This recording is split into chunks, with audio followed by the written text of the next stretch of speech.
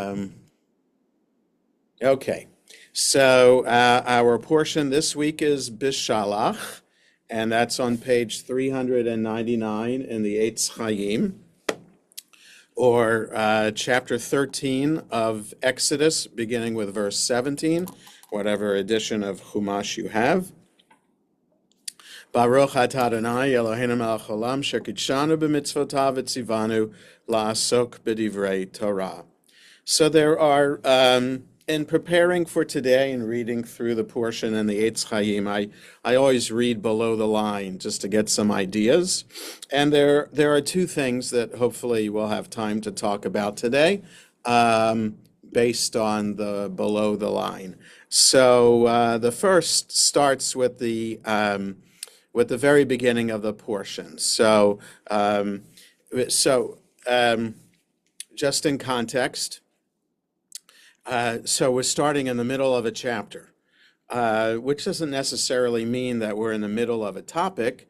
It just means that chapter divisions are different than the way the rabbis divided up the portion. So when the rabbis divided up the Torah into weekly portions, there was no such thing as chapter and verse. Chapter and verse came after the rabbis. And in fact, some people, traditionalists, in referring to a verse from the Torah, might refer to it from the portion from the portion as opposed to a reference to a chapter and verse. So depending on on someone's place within the Jewish community, referencing a verse from its portion as opposed to its chapter, just different ways of doing it. So anyway, chapter 13, verse 17, for the beginning of our portion, just reminds us where we are, that the people of Israel have just experienced the 10th plague by being saved from the 10th plague, the death of the firstborn, because they've just put the blood of a lamb on their doorposts. Then the people also roasted the lamb and were prepared to leave Egypt on a moment's notice that night. They got the word that they're leaving, and they start to leave. That's the portion bow, and then the portion bow also ends with the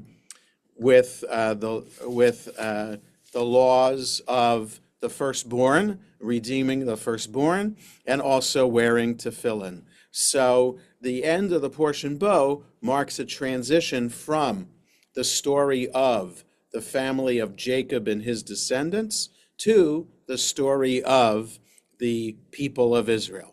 So it's in last week's portion that the Torah makes this marked shift in narrative and focus, again, from a family to a focus on the people that we're talking about are the people of Israel. So now the portion begins with a focus on what's happening as the people are leaving Egypt. So let's read the first sentence, and then I want to look at the commentary that's below the line, because we might have overlooked the translation of this word. Vayehi. So again, we're on page 399 in the Eitz Chaim. Vayehi BeShalach paro et ha'am, velo nacham Elohim derech eretz plishtim, ki karov hu, ki amar Elohim pen yinachem ha'am birotam milchama v'shavu mitzrayima. So there's a lot packed into that verse. And it came to pass when Pharaoh sent or cast out the people. When Pharaoh cast out the people, God did not lead them by way of the land of the Philistines. So the Torah assumes we know where the land of the Philistines is. Now, it's possible we would know where the land of the Philistines is if we've read the rest of the Bible and are introduced to battles with the Philistines in Judges, in Joshua, and in 1 Samuel. But in the Torah, we don't know where the land of the Philistines is. We have to, again, the Torah assumes that we've read the whole Torah and other books of the Bible already. So the land of the Philistines is, if you can picture the land of Israel in your mind's eye, picture the Gaza Strip. And right around the Gaza Strip and a little bit north of it is the land of the Philistines. Okay, so the way of the land of the Philistines, that road would be northern Sinai. Okay, so God did not lead them on the road of the land of the Philistines. He didn't go I don't know, if you're thinking about a road to go cross country, do you go Route 90 from Massachusetts to Seattle? Do you go Route 80 from New York to San Francisco? Do you go Route 10 from Jacksonville to Los Angeles? Right, 3 possible interstates that you can travel nonstop on those interstates from one side of the country to the other side. Which would be the better way to go? So this way, there are some considerations if we were to consider traveling cross-country, what road is better. But certainly the reason given here in the verse is not a reason. So why did God not lead them on the road of the Philistines, the land of the Philistines? Ki karov hu. So I would translate it, because it was close. So again, let me translate from the beginning. When Pharaoh sent out the people, God did not lead them on the land by the road of the land of the Philistines because it was close, or maybe the word key, even though it was close. Ki amar Elohim, because God said, unless or lest the people change their mind when seeing war, when they see the possibility of war, and they would want to return to Egypt. Okay, so the Hebrew, it's like a run-on sentence. So what's going on? The people have been let free from Egypt by Pharaoh. That's what the verse says. God, because we're told back in last week's portion that God is going to lead them by way of as a pillar of fire by night and a cloud by day. God is leading them out of Egypt. So God chose not to go by way of the land of the Philistines because the people, they might be confronted with war, and the people might give up and want to return to Egypt. So where the Torah is saying that maybe getting into God's mind, as if we could get into God's mind, why did the people not go that way? Like if you're thinking about like before Waze or Google Maps or Apple Maps, when you could type into your GPS point of origin, the land of Goshen, where you're going, the land of Israel. So find me the best route, and the shortest route would be the land of the Philistines. Maybe if there was a toll road, if you tell it not to take a toll road, take a different route, or take a long way around. So, Waze or Google Maps has options as to how to go. So it's as if the Torah is telling us what were the options in God's mind and why the short route is not the route that God chose. Okay, so that's what's going on in the first verse.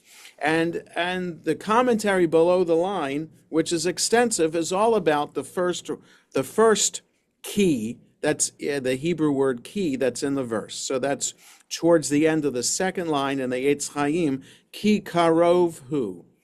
So I translated it first as because it was close, but the English translation, which is probably better in this context, although it was close.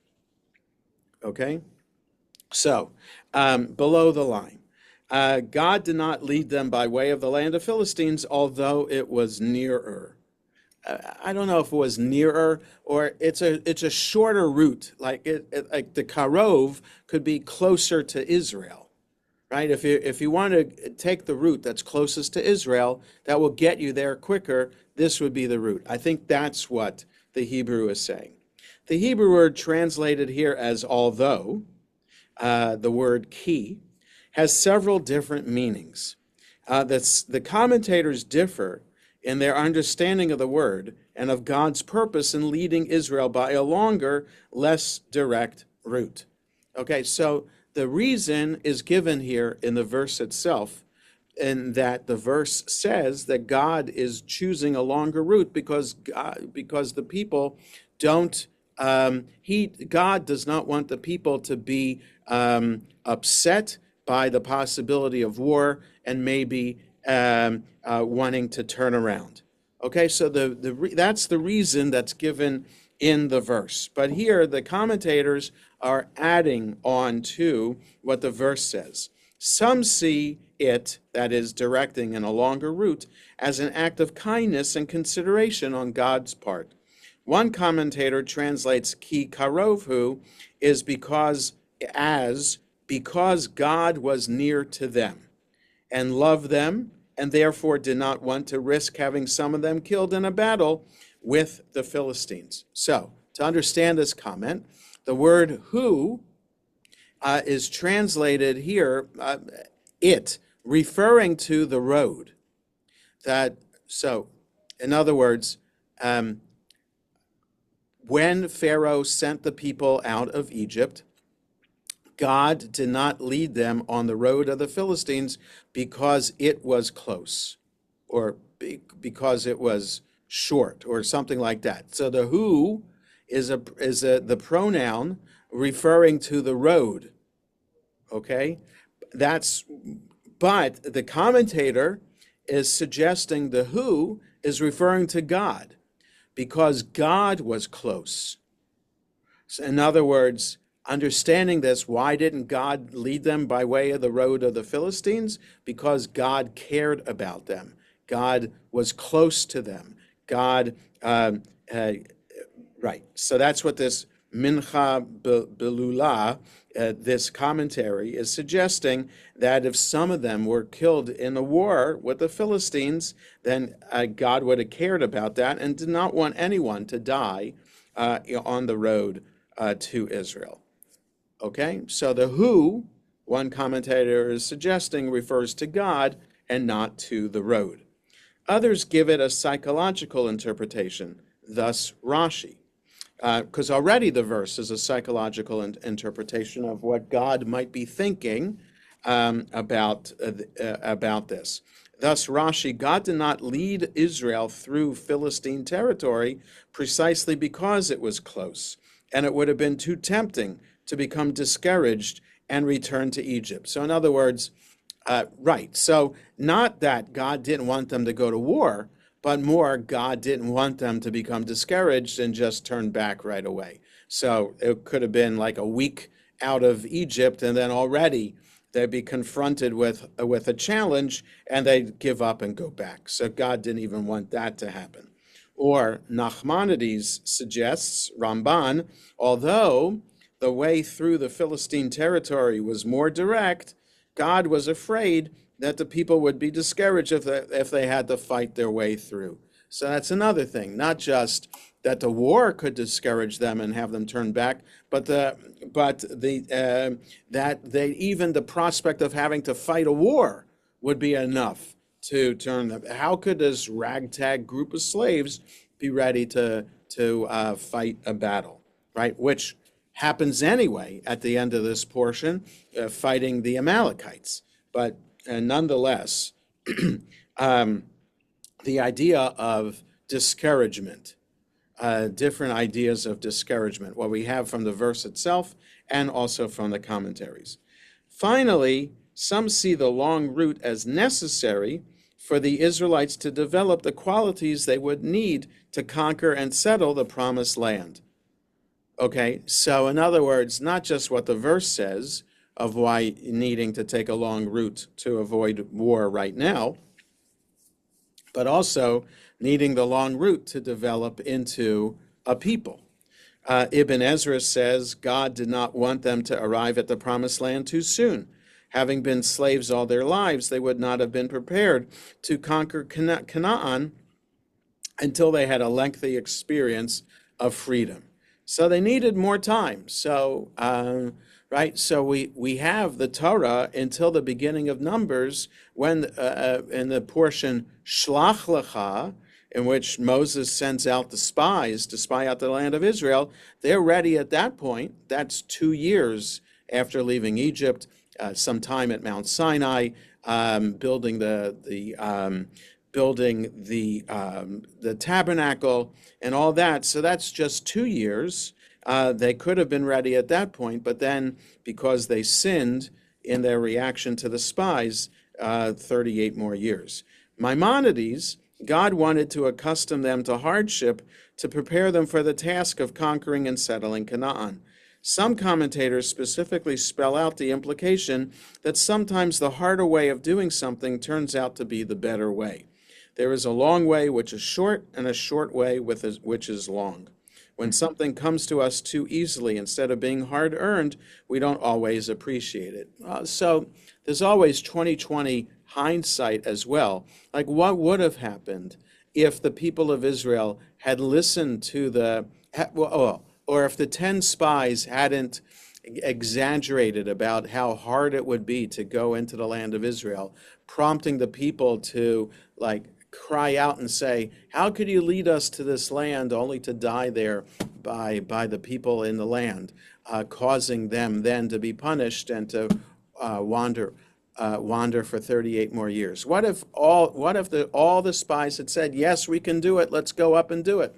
And they could have entered the land after 2 years. So it might have been a different story about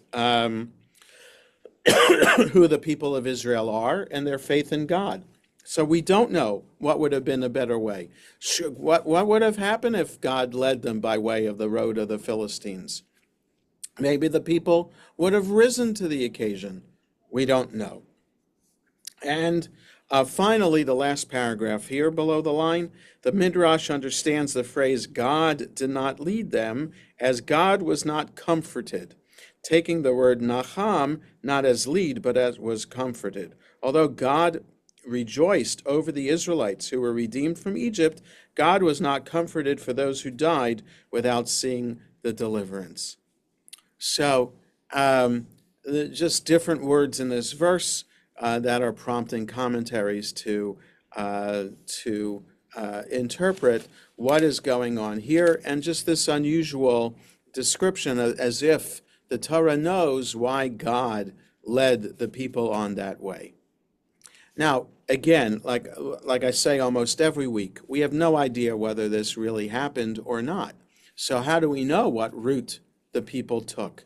You know, if you have your Eitz Chaim with you, you can look on the second map in the back. Go to the glossy pages and go to the maps. And the second map has these red lines on them suggesting possible routes that the Israelites took out of Egypt. Well, we have no idea, okay? So there's the road of the way of the land of the Philistines in black on the top of the Sinai Peninsula.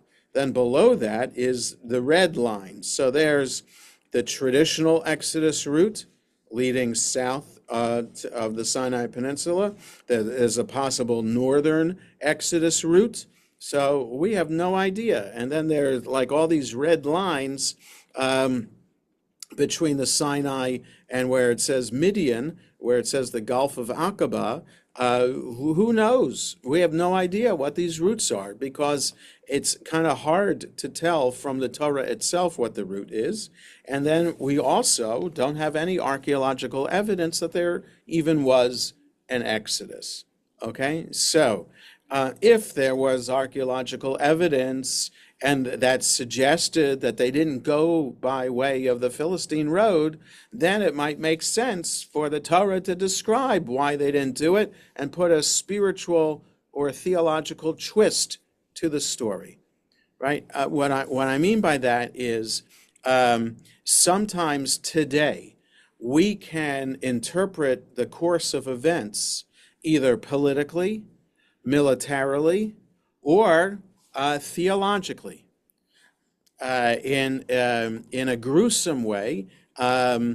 Evangelical ministers suggested that Hurricane Katrina hit New Orleans and caused devastation there because of the sins of the people of New Orleans themselves and the kind of licentious lifestyle they live. Okay, that's an interpretation of how a natural event occurred, right? And so we could be disgusted by that, and rightly so, but people have interpretations like that all the time. So if we had evidence of the Exodus, then we could add a theological spin as to why that was the route. But we don't have archaeological evidence, and there is still a theological spin to it. Because as we read through the book, the Torah and the description of the route, we have a sense that they aren't going in a way that we would have thought was the logical way to go. Okay.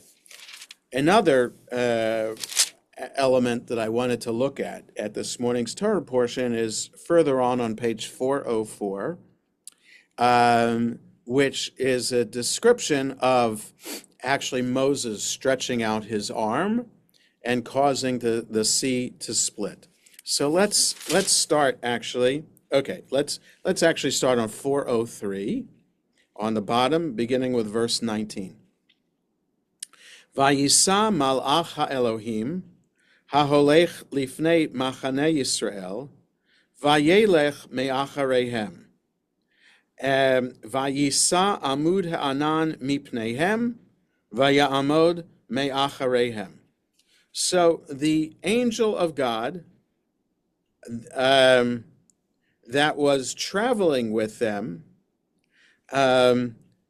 before, it was going in front of the camp of Israel. The angel of God went behind them, and the pillar of a cloud that also was going before them also went behind them, kind of as a protection because the Egyptians were pursuing. Okay, so the angel and the pillar of cloud that was leading the way for the Israelites now at this point moved behind them. 20, Vayavo bein machane Mitzrayim uvein machane Yisrael vayehi he'anan ve'hachoshech vayaer et halayla velo karav ze el ze kol halayla. So it came, so the angel of God and also the pillar of God, the pillar of cloud, came between the camp of Egypt and the camp of Israel, and the cloud and the darkness. There was cloud with darkness, and it cast a spell. It cast a spell upon the night. Vayaer et halayla, cast a spell on the night, or it lit up the night. So the angel and also the pillar lit up the night, and no one got close to one another all night. So in other words, the Egyptians didn't get any closer to the Israelites because the angel and the pillar were there between them. And then, verse 21, Vayet Moshe et yado al hayam, vayolech Adonai et hayam beruach kadim azah kol halayla, vayasem et hayam lacharava, vayibaku hamayim. So Moses stretched out his arm on the sea, and God caused God. So he that God led the sea with a strong east wind. Well, we'll talk about that in a moment with the commentary below. A strong east wind all night, and it turned the sea into dry ground, and the water was split. Okay, so Moses stretches out his arm. That causes a strong wind to blow from the east, which causes the water to move back to create dry ground and the water to split. Right? And 22, Vayavo'u b'nei Yisrael b'toch hayam bayabasha, v'hamayim lahem choma miminam umismolam. So the people of Israel went into the sea, into the space where the sea was, and now the waters had split. The people of Israel went into the sea on dry ground, and the water was for them a wall on their right side and on their left side. Okay?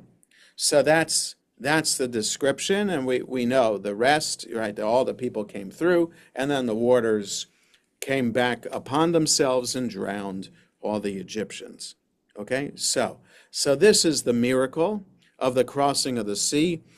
Moses it being the tool for God to do this miraculous and supernatural event, right? It's not normal for waters to part, even though scientists have tried to explain how this could have actually happened, and that the possible routes that the Israelites could have used to cross the waters, some of those bodies of water, sometimes depending on the tide, I don't know, isn't there like some cathedral or something off the northern coast of France that you can only get to depending on the tide, and if it's low tide, you can walk to this cathedral or to this castle, and at high tide you can't. So I don't know, I'm almost sure it's something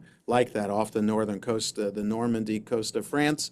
Anyways, there are places like that in low tide are accessible, and in high tide they are not accessible. That some scientists have suggested that maybe the tide shifts pretty quickly, so that in low tide the Israelites crossed over, and then it quickly became high tide, and then the Egyptians drowned in the water.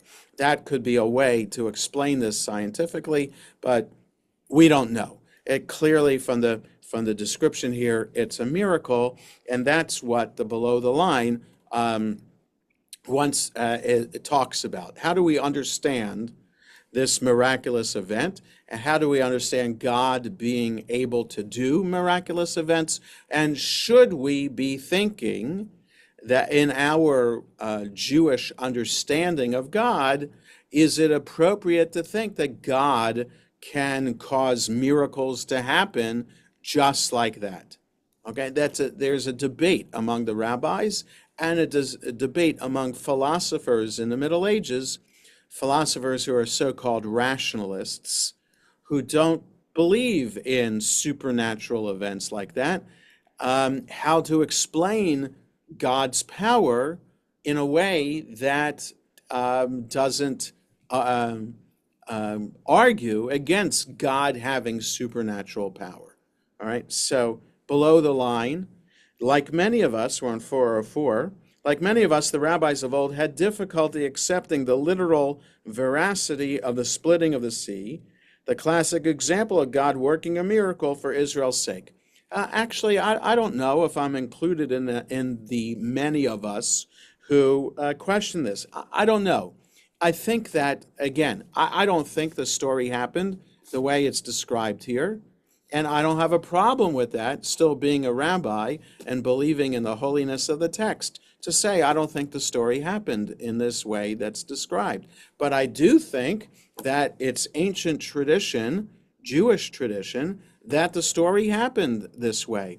And that I think that something unusual happened to allow the Israelites to be freed from Egypt. And if it happened in this way, okay. If it didn't happen in this way, okay. But still, something miraculous happened, and it has become part of our tradition for 3,500 years. So why should I argue against the story, and accept the idea that our ancestors understood that something unusual and awesome happened? It's the same with Mount Sinai. Did God reveal the Torah at Mount Sinai? And did all the people of Israel hear the Ten Commandments at Mount Sinai? I have no idea, but our tradition says absolutely. So why should I not believe that something happened at Mount Sinai? So but if push comes to shove, do I think that a miracle like this happened? Well, I don't know. I don't see miracles happening around me all the time, but that's the point. Miracles don't happen all the time. Are there miraculous events that happen? Yeah, some things do happen. Like people are cured of cancer. People are cured, survive things that they shouldn't survive. Other events happen that we could define as miraculous, and there's no other way to explain it scientifically. But that's the point. We should allow ourselves the idea that maybe irrational things can happen. Bob, you had unmuted yourself for a second before. Did you have a no? Okay. So that's so we go on with the commentary below the line. They believed in the divine miracle, but were reluctant to accept the suspension of natural laws. So, in other words, the rabbis of old believed in natural law and also believed that God would not suspend natural law. Right? So miracles could happen, but the miracle had to go with natural law. So here's how they can explain the crossing of the sea. They fasten on the apparently superfluous words, a strong east wind. Right, so in other words, why do we need to know that when Moses stretched out his arm, a strong east wind came and then the sea split? Do we need to have the strong east wind there? Couldn't just God makes the sea split because Moses flipped the switch by stretching out his arm? What's the strong east wind? So they fasten on the apparently superfluous words, a strong east wind, as a hint that the splitting of the sea was accomplished through natural rather than supernatural means. In other words, God harnessed the wind that was already there and used it at this point to split the sea. Similarly, in the 19th century, Levi Yitzchak of Berdichev translated the words Ruach Kadim, which is strong, which is east wind, not as east wind, but as an ancient wind, explaining God does not change or suspend the laws of nature in order to work miracles. The wind that divided the sea had been created for that purpose at the time of the creation of the world. So there is another Mishnah, a source from the. This is written by the rabbis, edited 1,800 years ago. So the Mishnah, a six-volume collection of Jewish law, there is a Mishnah that says God created 10 things at the creation of the world to be used later on. One of those was the opening of the ground to swallow Korach and his rebellious followers. Right? So that seems in the book of Numbers as if that was a miracle also, but that for the rabbis, God had set that on a timer at the creation of the world and knew when that was going to happen. And the talking donkey that Balaam rode, that also was created at that time too. So there are certain things that the rabbis understand. Okay, these don't seem like natural events. We know that God created the world to work according to certain natural laws, and it must be then that these miracles that happened were kind of created ahead of time to happen at the time that they're supposed to happen. So that's a way for the rabbis to kind of combine their understanding that the world around us works according to laws and that there's a God that could make things not happen. So in other words, if they believed that God could always cause a miracle, that would then say that the world does not work according to natural law, and that means that the world then is more in God's hands, and it could be a scarier place to live. So to say that the world works according to some natural laws is a way to provide some comfort to the people to say, don't worry, crazy things aren't going to happen in the world around us because the world doesn't work in a crazy way. Okay, so the commentary goes on. According to one midrash, the sea would not part until the Israelites showed enough faith to march into the water. So this is another famous idea of how we get to how we make miracles happen.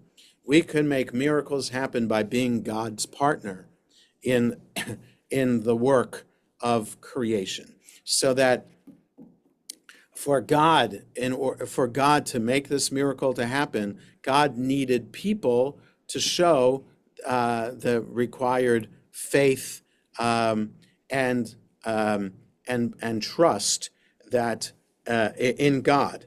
So they were reluctant to do so. The commentary goes on, waiting for God to work a miracle first. Finally, Nachshon, son of Aminadab, of the tribe of Judah, was bold enough to march into the sea. Only at that point did the sea respond to his act of faith by separating, allowing the Israelites to cross on dry land. So that's the idea. Nachshon, just to show the importance of the tribe of Judah, the rabbis create this story saying that the Nachshon is the one who walked into the water first, and because he was willing to do so, he showed faith and trust in God, then God was willing to bring the miracle. Another legend would have it that Pharaoh alone of all the Egyptians survived because he had learned his lesson. So there's no sense here in the story that Pharaoh survived, but the movie The Ten Commandments has Pharaoh survive. The animated movie, the Prince of Egypt, has Pharaoh survive. So it's based on Midrash that Pharaoh survived. All the army that followed did not survive, but Pharaoh survived. So what happened to Pharaoh? So this is a beautiful kind of Midrash that kind of connects different parts of the Bible, different stories of the Bible together. Because he had learned his lesson, Pharaoh did, he was appointed king of Nineveh. In that capacity, he led his people in penitential prayer and fasting to avert the decree of the prophet Jonah. Now, the prophet Jonah, if he existed, the context, the historical context in which he lived was probably 500 years after the Exodus from Egypt. So Pharaoh not only was blessed to survive the Exodus from Egypt, but he lived another 500 years to become the king of Nineveh, to be the king there in the Jonah story, right? Because God sent Jonah on a mission to go to Nineveh to get the people of Nineveh to repent. Jonah thinks that's a crazy idea and goes the opposite direction, goes on a boat, right? And gets swallowed, gets thrown overboard, gets swallowed by a fish, gets thrown back onto land after he prays to God saying, okay, I'll do what you want. Please save me. The fish spits him out, and Jonah goes to Nineveh, and voila, the king and the people of Nineveh repent. Okay, so how could that possibly be that Nineveh, which is the capital city of the Assyrian Empire, Israel's arch enemy at the time, how could it possibly be that they could have repented? Well, it must have been that the king of Nineveh was none other than this Pharaoh who had learned his lesson about trying to fight God, the God of Israel. So when he died, when Pharaoh then died, after Nineveh, he was stationed at the gates of the underworld, where he would greet tyrants of a later generation with the words, "Why did you not learn from my example?"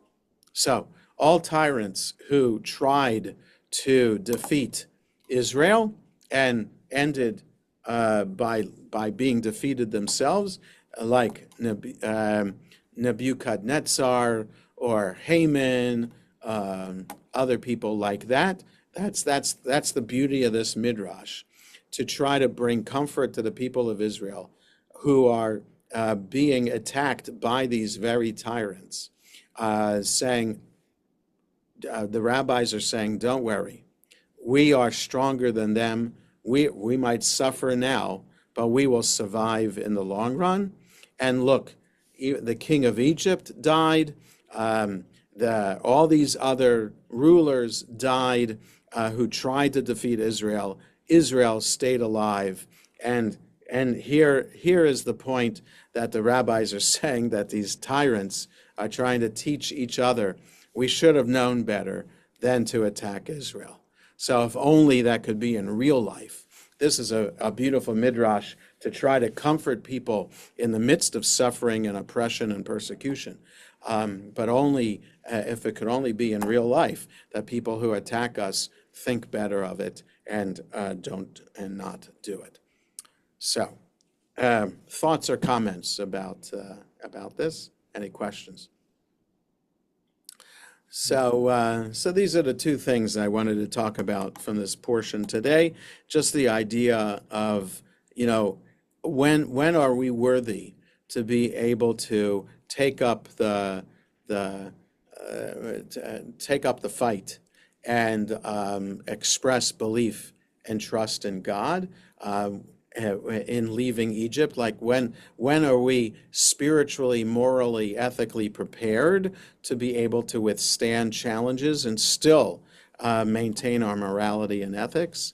And how do we understand our partnership with God in the world? Like, is God an active participant? Is God leading the way? Or do we partner with God in doing good? And these are age-old questions in how people, not just moral and ethical people, but religious people, understand doing good in the world today, and understand our foundation and the reason for doing good.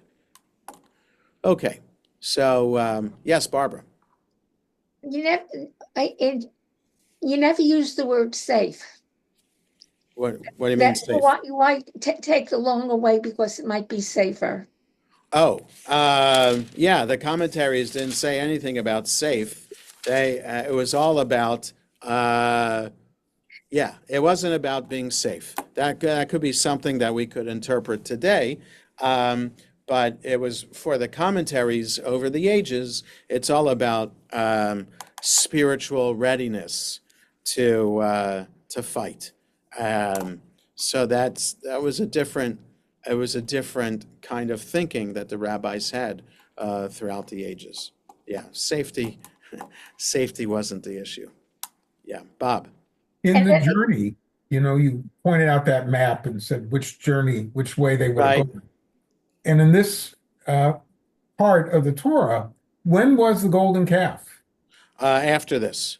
So they get to Mount Sinai um, 2.5 months after leaving Egypt.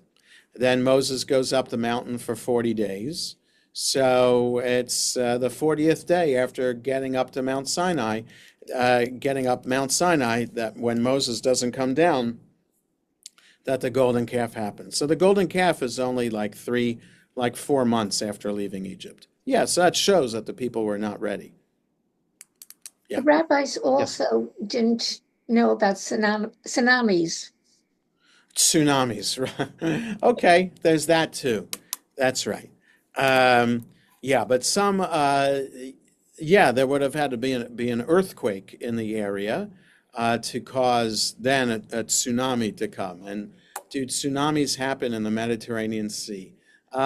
It's possible, but it's not quite the same as like that tsunami that was 10, 15 years ago from the Indian Ocean in Thailand or India, or tsunami in Japan, which happens. So it has to be a huge ocean and an earthquake underwater of an ocean to have a tsunami created from that as an after effect to cause damage. I'm not sure the Mediterranean Sea is big enough for a tsunami to happen, but I'm not sure. Okay. So, with that, have a good day, everybody, and stay safe with the impending ice or whatever's happening tonight, tomorrow. And hopefully, Shabbat also will be okay so that we can have services Shabbat morning and also the concert Saturday night. Take care, all. Take care.